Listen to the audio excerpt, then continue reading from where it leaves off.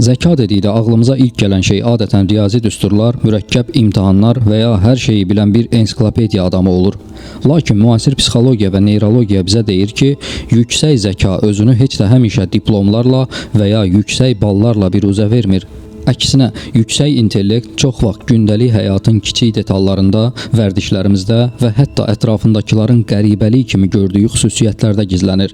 Dünyanın ən böyük dühalarının həyatını araşdırdıqda görürük ki, onlar cəmiyyətin standart qəliblərinə sığmırdılar. Bəs sizdə də bu gizli əlamətlər varmı? Gəlin yüksək zəkanın 5 qeyri-adi göstəricisine birlikdə nəzər salaq. 1. Doymaz maraq hissi. Niyə sualının gücü. Albert Einstein bir dəfə belə demişdi: "Mənim xüsusi bir istedadım yoxdur. Mən sadəcə ehtiraslı şəkildə hər şeyə maraq göstərirəm." Yüksək zəkalı insanların ən bariz xüsusiyyəti budur. Onlar uşaq kimi sual verməkdən heç vaxt yorulmurlar. Orta statistik insan bir şeyin necə işlədiyini bilsə kifayətlənir. Amma yüksək zəkalı insan onun niyə elə olduğunu anlamağa çalışır. Əgər siz də hər hansı bir mövzuya, məsələn, ulduzların yaranması, bir qarışqanın yuva qurma taktikası və ya iqtisadiyyatın çöküş səbəblərinə dalıb saatlarla araşdırma edirsinizsə, bu beyninizin öyrənməyə olan acılığının göstəricisidir. Psixoloqlar bunu kognitiv maraq adlandırır.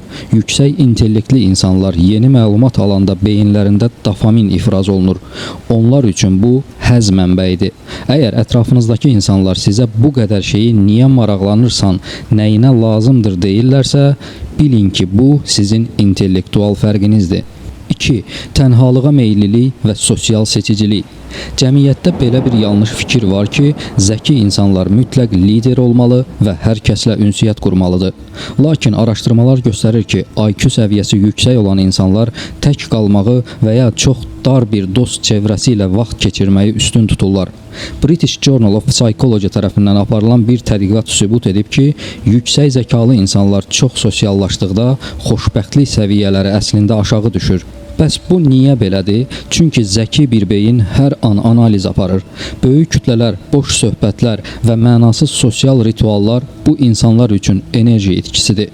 Onlar öz daxili dünyalarında, layihələrində və ya düşüncələrində daha böyük bir dünya kəşf edirlər.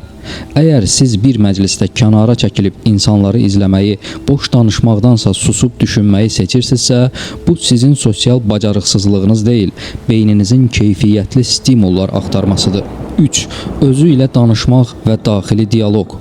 Küçədə öz-özü ilə danışan birini görəndə çoxumuz onun dəli olduğunu düşünürük. Lakin elm bunun tam əksini deyir.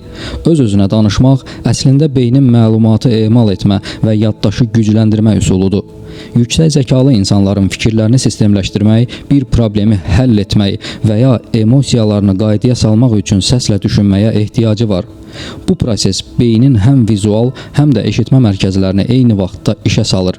Məsələn, itirdiyiniz bir açarı axtararkən açar hardadır deyə səslə təkrarlamaq, onu tapmaq ehtimalınızı artırır.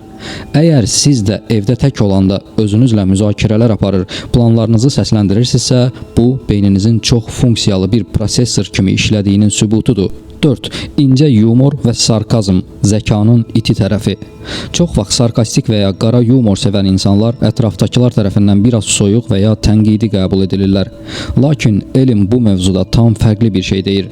Avstriyanın Viyana Tip Universitetində aparılan araşdırmalar sübut edib ki, qara yumoru başa düşən və ondan istifadə edən insanların həm verbal, yəni sözlü, həm də qeyri-verbal zəkası yüksəkdir. Niyə sarkazm zəka əlamətidir? Çünki bir zarafatı sarkastik şəkildə ifadə etmək və ya başqasının sarkazmını dərhal anlamaq üçün beyin eyni anda bir neçə mürəkkəb əməliyyatı yerinə yetirməlidir. Siz həm deyilən sözün hərfi mənasını, həm də onun arxasındakı gizli mənanı və emosional tonu saniyələr içində analiz etməlisiniz. Bu, beynin idrak gimnastikası etməsi deməkdir. Böyük mütəfəkkir Oscar Wilde sarkazmı zəkanın ən aşağı forması, lakin intellektin ən ali növü adlandırırdı.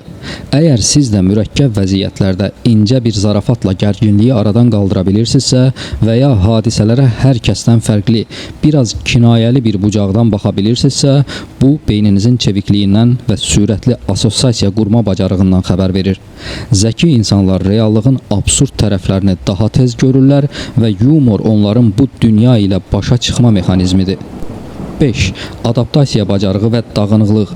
Zəki insanlar dəyişən şəraitə çox tez uyğunlaşırlar. Onlar çətin bir vəziyyətə düşəndə şikayət etmək əvəzinə bu vəziyyətdən necə maksimum yararlana bilərəm deyə düşünürlər. Bu, intellektin ən praktiki formasıdır. Bundan əlavə maraqlı bir fakt, dağınıq masa və ya otaq çox vaxt yüksək yaradıcılığın əlamətidir. Minnesota Universitetinin araşdırmasına görə səliqəsiz mühit insanı köhnə qəliblərdən çıxmağa və yeni, orijinal ideyalar istehsal etməyə təşviq edir. Əgər sizin iş masanız dağınıqdırsa, bu sizin tənbəl olduğunuzu deyil, diqqətinizin əşyalara yox, ideyalara yönəldiyini göstərir. Nəticə olaraq bu əlamətlərdən bir neçəsi sizdə varsa, təbrik edirəm, siz təbiətin nadir hədiyyələrindən birinə sahibsiz. Lakin unutmayın ki, potensial tək başına kifayət deyil, zəka emal olunmamış almaz kimidir. Onu parlaq bir brilyanta çevirmək üçün intizam və zəhmət lazımdır. Bir çox zəki insan Dunning-Kruger effekti səbəbindən özünü yetərsiz hiss edir. Yəni nə qədər çox bilsəniz, nə qədər zəki olsanız, əslində nə qədər az şey bildiyinizi daha dərindən dərk edirsiniz.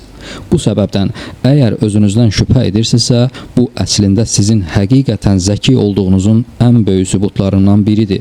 Dünya sizin kimi fərqli düşünən, sual verən və sükutun içində böyük ideyalar bəsləyən insanlara möhtacdır. Öz qəribəliklərinizi sevin, çünki onlar sizi dahi edən xüsusiyyətlərdir. Sona qədər izlədiyiniz üçün təşəkkürlər.